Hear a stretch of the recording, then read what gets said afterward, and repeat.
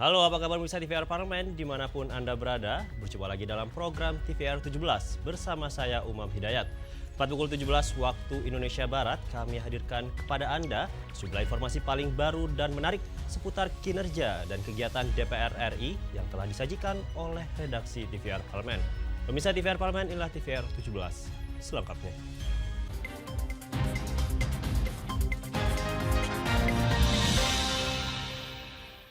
Sejumlah dinas pendidikan daerah melarang karya wisata atau study tour siswi sekolah imbas kecelakaan bus yang membawa rombongan karya wisata siswa SMK di Subang. Anggota Komisi 10 DPR RI menilai larangan ini tidak tepat karena kegiatan tersebut justru banyak memberi pelajaran positif bagi para siswa. Sejumlah dinas pendidikan daerah melarang karya wisata atau study tour siswa sekolah imbas kecelakaan bus yang membawa rombongan karya wisata siswa SMK di Subang. Anggota Komisi 10 DPR RI Iliza Saaduddin Jamal menilai larangan ini tidak tepat karena kegiatan tersebut justru banyak memberi pelajaran positif bagi anak-anak. Iliza mengkritisi larangan ini, pasalnya kegiatan karya wisata sudah berlangsung cukup lama dan memberikan nilai positif bagi para murid dan guru. Ia mengatakan, kecelakaan yang menimpa para siswa SMK Lingga Kencana seharusnya meningkatkan kewaspadaan para penyelenggara. Kegiatan karya wisata seharusnya dipersiapkan secara lebih matang, mulai dari pemeriksaan kendaraan hingga kualitas pengemudi. Kita nggak bisa menyalahkan apapun lah tentang studi tour, karena memang kita sendiri melakukan studi tour, pemerintah daerah sendiri juga melakukan studi tour, studi banding ke luar negeri, dalam negeri, lintas daerah. Begitu juga sebetulnya pembelajaran yang diberikan oleh guru-guru untuk kebersamaan juga saya pikir kan itu hal-hal yang positif saja. Karena memang di pesantren sendiri juga saya punya pesantren juga melakukan studi tour anak-anak lulusan sekolah bahkan ke luar negeri. Nah, tetapi memang yang harus dilihat adalah misalnya dari sisi penyediaan kendaraan, kemudian harus benar-benar si supir angkutan itu yang memang harus betul bertanggung jawab. Tentang musibah kan dimanapun kita tetap akan menghadapi musibah gitu. Lebih lanjut, Iliza meminta larangan ini kembali dikaji dan dievaluasi karena dinilai dapat merugikan para murid yang justru haus akan pengalaman dan pembelajaran melalui kegiatan di luar sekolah termasuk karya wisata. Panji dan Tegar, TVR Parlemen melaporkan. Pemirsa, jelang pertemuan Parlemen Dunia dalam World Water Forum atau WWF ke-10 yang akan digelar di Nusa Dua, Bali, Badan Kerjasama Antar Parlemen DPR RI meminta pemerintah membentuk regulasi. Hal ini dinilai krusial karena beberapa wilayah di Indonesia terancam krisis air dalam beberapa tahun mendatang. Jelang pertemuan Parlemen Dunia dalam World Water Forum atau WWF ke-10 yang akan digelar di Nusa Dua, Bali pada 19 hingga 24 Mei mendatang, Badan Kerjasama Antar Parlemen atau BKSAP DPR RI meminta pemerintah membentuk regulasi tentang air dan sanitasi. Hal ini dinilai krusial karena beberapa wilayah di Indonesia terancam krisis air dalam beberapa tahun mendatang. Anggota BKSAP Himatul Alia mengatakan, Jakarta merupakan salah satu dari 11 kota di dunia yang akan mengalami krisis air. Karenanya, ia meminta pemerintah segera membuat regulasi tentang pengelolaan air dan sanitasi. Menurutnya, dalam melaksanakan pembangunan, pemerintah juga harus memperhatikan kelestarian lingkungan dan ketahanan air. Nah, tentunya kebijakan pemerintah sangat penting, terutama untuk mengatur pengelolaan ini. Saat ini kita menyaksikan sendiri bagaimana banyak sekali kerusakan lingkungan dan juga air yang makin tergerus layak untuk diminum. Ini dikarenakan mungkin juga terkait dengan kebijakan pemerintah di daerah juga ya, karena kita juga perlu mengedukasi masyarakat bagaimana kita memilih pemimpin di daerah yang punya master plan tentang kebijakan air gitu, master plan lingkungan, karena bagaimanapun kalau asal membangun tidak memperhatikan kualitas lingkungan, kualitas air dan lain sebagainya, itu tentunya akan menjadi bencana di kemudian hari. Lebih lanjut, Himatul menyebut pemerintah harus memberikan edukasi kepada masyarakat agar dapat memanfaatkan air dengan bijak serta memelihara sarana-prasarana saluran dan pengolahan air yang ada. Dari Bogor, Mahir dan Sigit, TVR Parlemen melaporkan. Sedikitnya 40.000 jemaah umroh asal Indonesia dilaporkan tidak kembali ke tanah air pada musim haji tahun 2024. Diduga jemaah tersebut akan berhaji tanpa visa haji resmi. Dan misalnya menanggapi hal ini, Komisi 8 DPR RI meminta pemerintah memperketat pengawasan dan menertibkan jemaah haji ilegal tersebut. Sedikitnya 40.000 jamaah umroh asal Indonesia dilaporkan tidak kembali ke tanah air pada musim haji tahun 2024. Diduga jemaah tersebut akan berhaji tanpa visa haji resmi. Menanggapi hal ini, Komisi 8 DPR RI meminta pemerintah memperketat pengawasan dan menertibkan jamaah haji ilegal tersebut.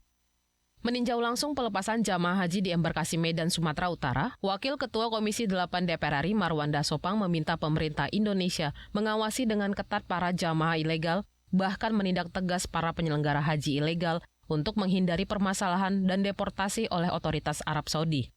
Selain itu, ia mengimbau masyarakat untuk waspada terhadap iming-iming haji tanpa antri dan memilih agen perjalanan yang legal. Tapi ada yang menawarkan begitu cepat, tapi tidak semua itu mudah. Belum tentu hajinya itu memenuhi standar, apalagi standar peraturan Saudi dan bahkan juga standar pelaksanaan ibadah haji. Seolah-olah beribadah haji, tapi nggak masuk Arafah, hanya di samping-samping Arafahnya, merasa sudah di padang Arafah, padahal tidak. Kenapa begitu? Karena masuk Arafah itu portalnya cukup ketat, di pagar mau masuk. Nah, kalau dia nggak punya tasreh, nggak punya masair, nggak mungkin bisa masuk. Nah, karena itulah kita perlu mengingatkan pemerintah mengawasi dengan ketat.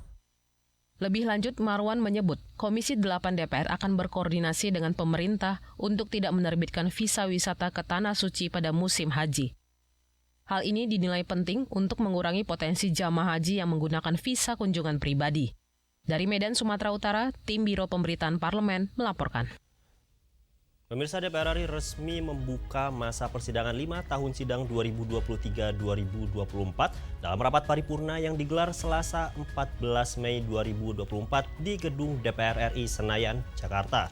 Dan meski sudah memasuki masa akhir jabatan, DPR RI akan tetap menjalankan amanah rakyat dalam menjalankan tugas konstitusional.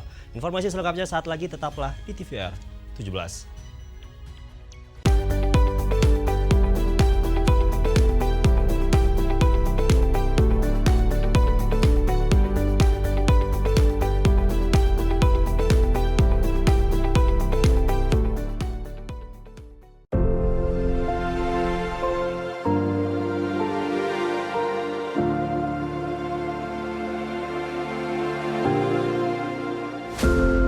Air sangat penting bagi bumi dan umat manusia. Fungsi kesehatan, lingkungan, dan sosial ekonomi dari air sudah banyak diketahui. Sekitar 71% permukaan bumi tertutup air. Dan lautan meliputi sekitar 96,5% dari seluruh air di bumi. Dengan fungsi penting dan keberadaannya yang melimpah, air menjadi bahan diskusi politik. Oleh karena itu, the parliamentary meeting on the occasion of the 10th World Water Forum pada tanggal 19 hingga 21 Mei 2024 di Bali akan dilaksanakan dalam rangka the 10th World Water Forum yang merupakan kerjasama antar Interparliamentary Union, the World Water Council, bersama dengan Dewan Perwakilan Rakyat Republik Indonesia dan Kementerian Pekerjaan Umum dan Perumahan Rakyat Republik Indonesia. Tema umum yang diusung dalam sidang ini adalah memobilisasi aksi parlemen terkait air untuk kemakmuran bersama. Pertemuan sidang ini dirancang untuk mengusulkan komitmen kepada para pengambil keputusan politik yang akan meningkatkan ketahanan air dan akses terhadap air bersih, serta sanitasi bagi mereka yang membutuhkan.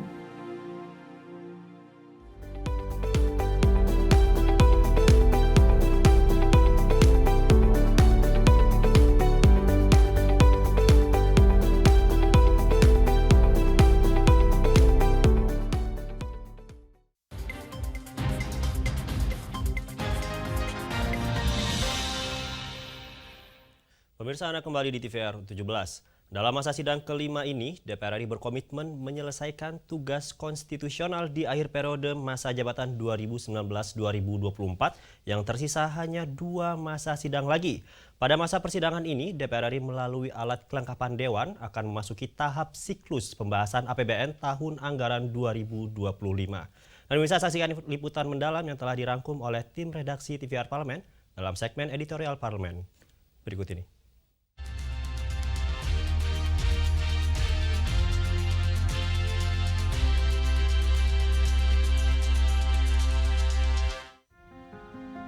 DPR RI resmi membuka masa persidangan 5 tahun sidang 2023-2024 dalam rapat paripurna yang digelar Selasa 14 Mei 2024 di Gedung DPR RI Senayan, Jakarta.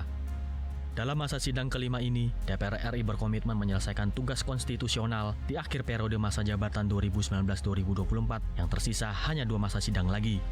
Kerja-kerja DPR RI dalam menjalankan kedaulatan rakyat pada hakikatnya adalah hendak mewujudkan kehidupan rakyat yang sejahtera, negara yang berdaulat, dan bangsa yang berkeadaban semakin tinggi.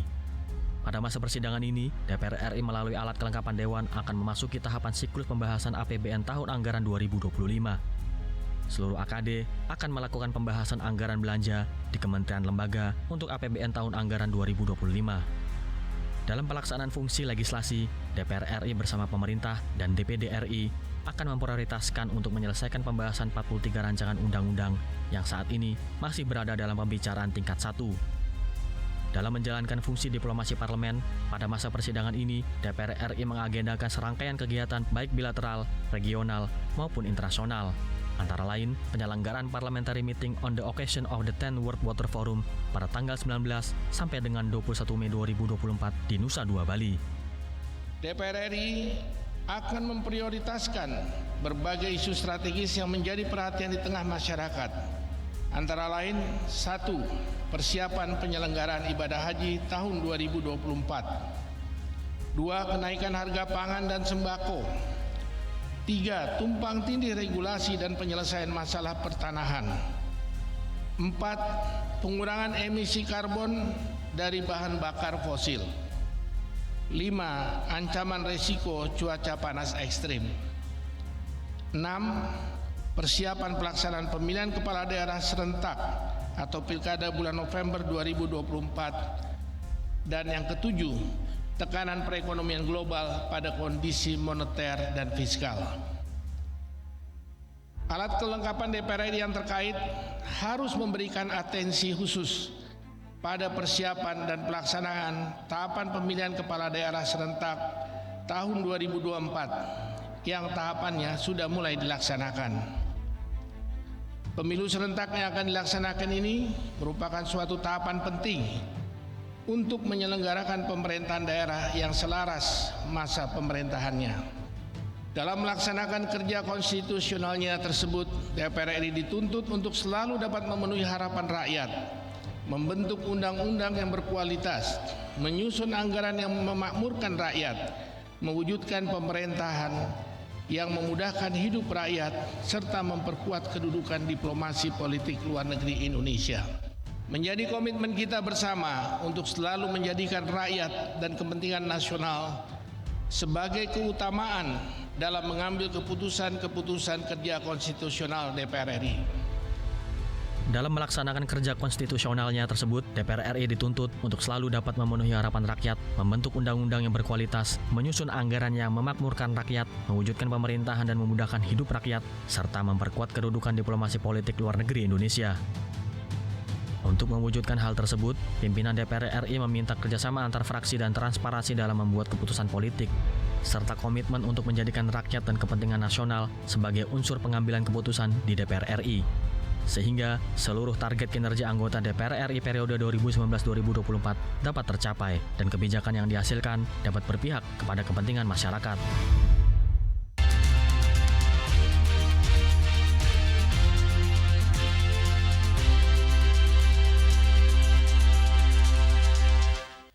Pemirsa, data menunjukkan bahwa persentase persebaran investasi di Indonesia semakin merata dari data yang dihimpun pada triwulan 1 tahun 2024 dan jumlah investasi yang ada di Pulau Jawa mencapai 49,9%, sedangkan investasi di luar Jawa mencapai 50,1%.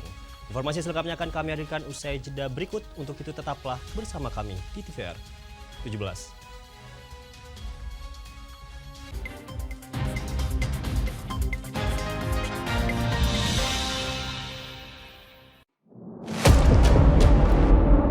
Sini ditambang, konflik yang terjadi, warga sini tidak mengizinkan.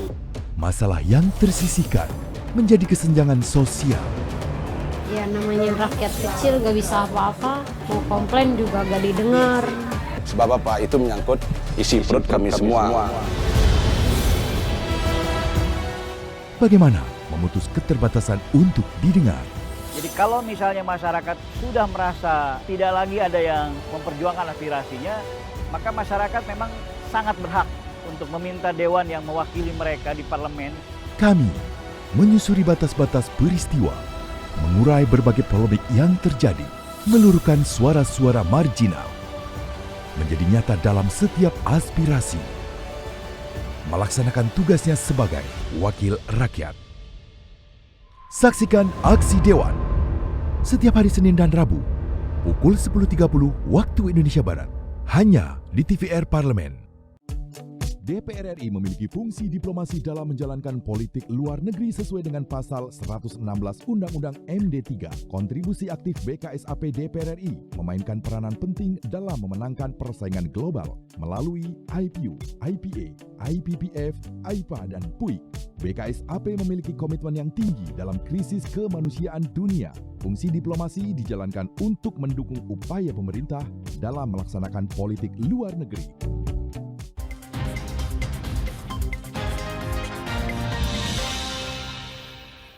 Kembali bersama kami di TVR 17.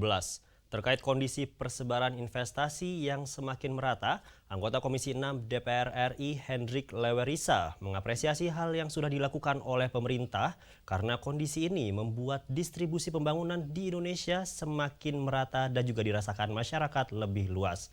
Pemirsa, untuk selengkapnya berikut laporan rekan kami Nazia Sudirja. Baik pemirsa TVR Parlemen, dalam periode triwulan 1 tahun 2024, Menteri Investasi atau Badan Koordinasi Penanaman Modal mencatat realisasi investasi sebesar 401,5 triliun rupiah dan angka tersebut menunjukkan pertumbuhan yang cukup signifikan sebesar 9,8% jika dibandingkan dengan triwulan 4 tahun 2023. Dan pemirsa, capaian tersebut mendapatkan apresiasi dari Hendrik Lewerisa dalam rapat kerja Komisi 6 DPR RI dengan Menteri Investasi dan juga Kepala BKPM. Berikut pernyataan selengkapnya. Mengacu kepada realisasi investasi tahun 2023 yang telah melampaui target. Jujur saja Pak Menteri, ketika target itu disampaikan dalam forum rapat di Komisi 6 sini, saya termasuk salah satu anggota Komisi 6 yang skeptis terhadap target yang ditetapkan oleh Presiden Jokowi tersebut kepada Bapak. Mengapa saya skeptis atau pesimis? Karena saya realistis terhadap kondisi ekonomi global, regional, dan nasional pada saat itu. Tetapi dari data yang Bapak sajikan ini membuktikan bahwa target itu terrealisasi, bahkan melampaui target. Saya kira ini apresiasi saya yang luar biasa kepada Pak Menteri dan jajarannya. Sebab sesuatu yang tidak mungkin itu dirubah menjadi sesuatu yang mungkin. Ini hanya orang-orang yang luar biasa saja nih Pak Menteri. Yang kedua, sebagai wakil Maluku, saya juga bergembira dengan sebaran investasi di luar Jawa. Meskipun Maluku daerah yang saya wakili itu hanya sebagian kecil dari daerah luar Jawa yang Bapak maksudkan, tetapi paling kurang dari presentasi sebaran investasi ini sesuatu yang menggembirakan bagi kami, karena bertahun-tahun lamanya investasi itu terlalu Jawa sentris.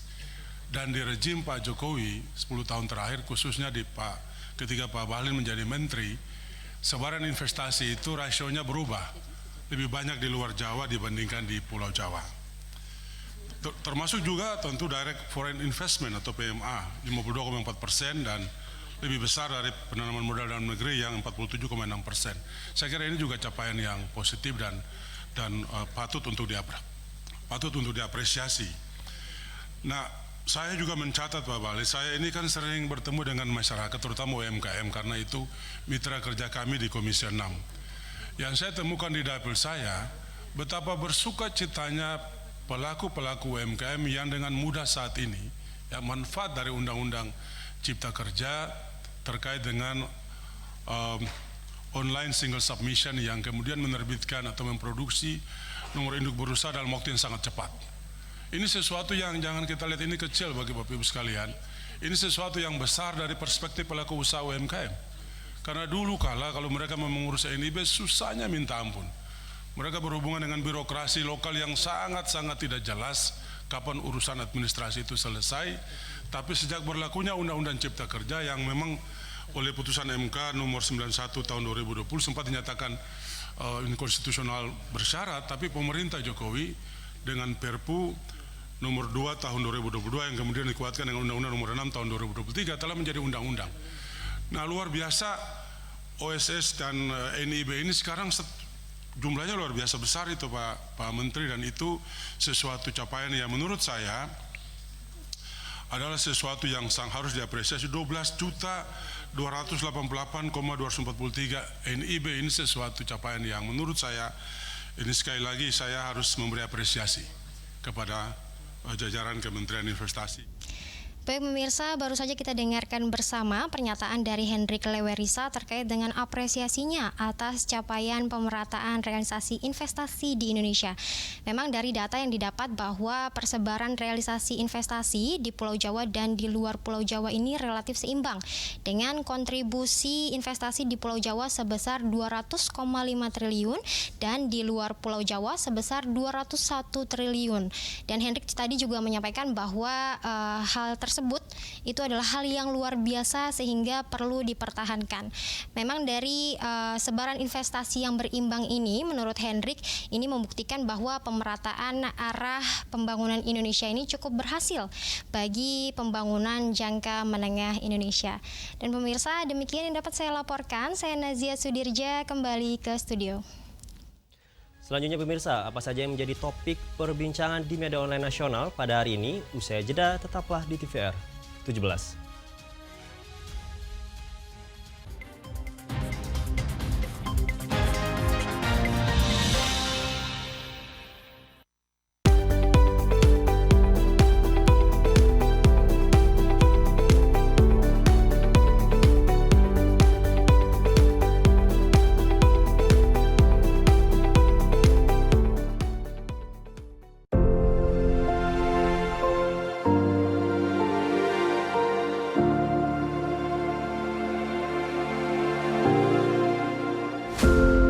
Air sangat penting bagi bumi dan umat manusia. Fungsi kesehatan, lingkungan, dan sosial ekonomi dari air sudah banyak diketahui. Sekitar 71% permukaan bumi tertutup air. Dan lautan meliputi sekitar 96,5% dari seluruh air di bumi. Dengan fungsi penting dan keberadaannya yang melimpah, air menjadi bahan diskusi politik. Oleh karena itu, the parliamentary meeting on the occasion of the 10th World Water Forum pada tanggal 19 hingga 21 Mei 2024 di Bali akan dilaksanakan dalam rangka the 10th World Water Forum yang merupakan kerjasama antar Interparliamentary Union, the World Water Council, bersama dengan Dewan Perwakilan Rakyat Republik Indonesia dan Kementerian Pekerjaan Umum dan Perumahan Rakyat Republik Indonesia. Tema umum yang diusung dalam sidang ini adalah memobilisasi aksi parlemen terkait air untuk kemakmuran bersama. Pertemuan sidang ini dirancang untuk mengusulkan komitmen kepada para pengambil keputusan politik yang akan meningkatkan ketahanan air dan akses terhadap air bersih, serta sanitasi bagi mereka yang membutuhkan.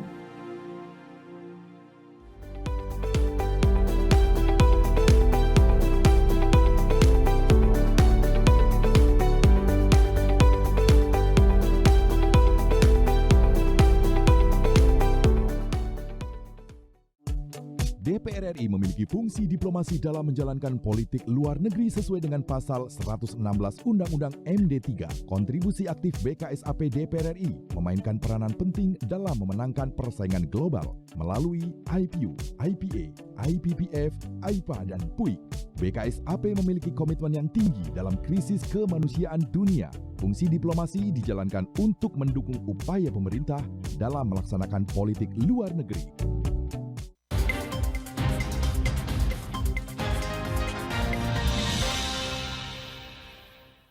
Kembali di TVR 17. Pemirsa TVR Parlemen, kali ini kita masuk ke segmen media online nasional. Mari kita simak isu apa saja yang menjadi sorotan media serta tanggapan dari sejumlah anggota Dewan bersama rekan kami, Rini Reski.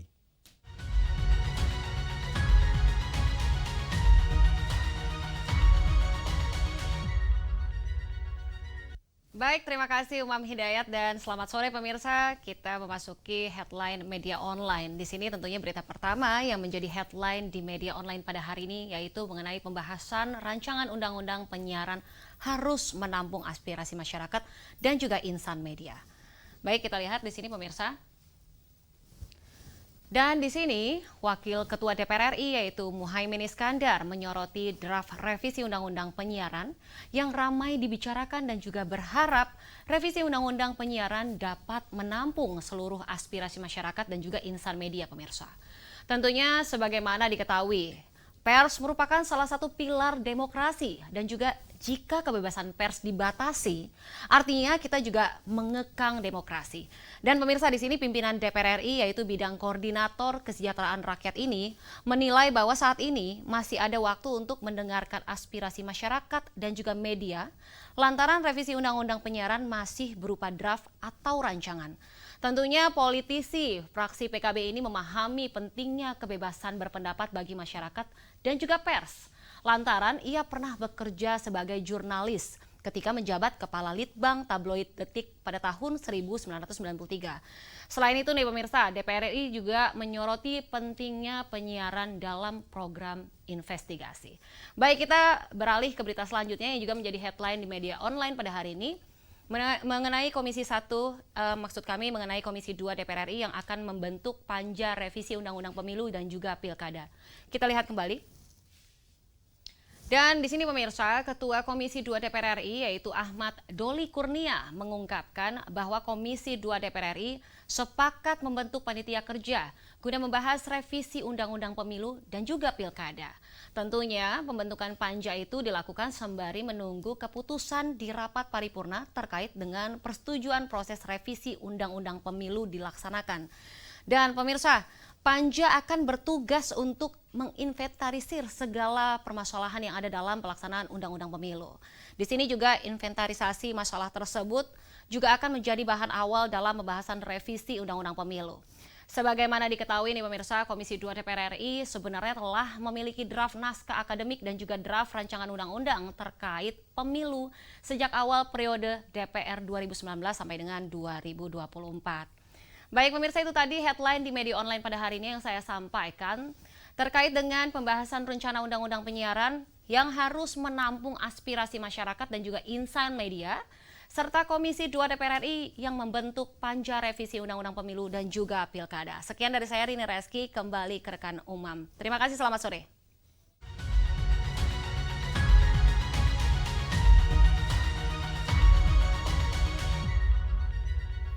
Terima kasih rekan Rini yang telah menyampaikan sejumlah update sorotan dari media online nasional pada hari ini. Segmen media online tadi sekaligus menutup program TVR 17 edisi sore hari ini.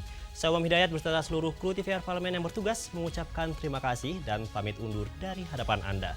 TVR Parlemen, referensi Indonesia.